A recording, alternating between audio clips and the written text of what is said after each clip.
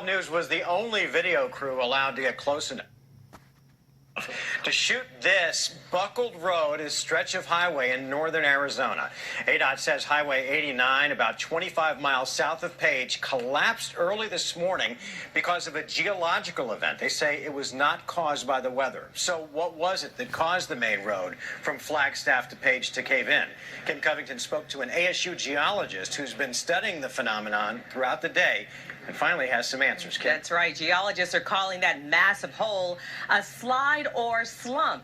They agree with ADOT that this happened naturally. It's so huge that ADOT is applying for a natural declaration that will allow them to be reimbursed by the feds. So here's what happened and why scientists fear it could happen again. This looks like something out of one of those end-of-the-world movies that must have felt like that for two drivers on US 89 who were able to turn back around just in time. 12 News reporter Chris Rapsky explains while near the edge of the Mammoth Hole. You can see an oil stain on the road where the car traveled, falling off this cliff, and you can only imagine how scary it must have been to feel a road buckle beneath you. Look at how deep and how long. 150 yards long on Echo Cliff. This was not an earthquake, is not a sinkhole.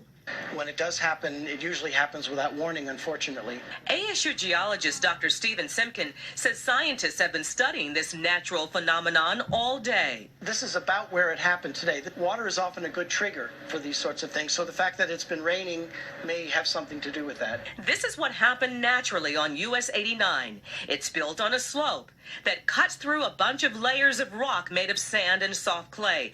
The top edges of the layers crumbled naturally over time. You know, gradually little pieces fall down, and then every so often you can get a bigger piece that moves down the slope, and we would call that either a slump or a slide. The explanation sounds simple, but the repairs won't be. Could this happen again? Absolutely. Generally, if you have had some kind of sliding activity in the past, then it could happen again in the future. I'm sure ADOT is aware of this because it's a natural phenomenon that we see in this part of Arizona, and they would have to take that into account when they're rebuilding the road.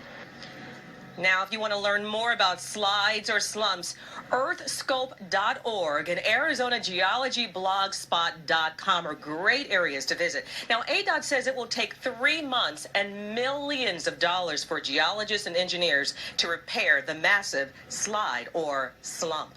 Kim Covington, 12 News.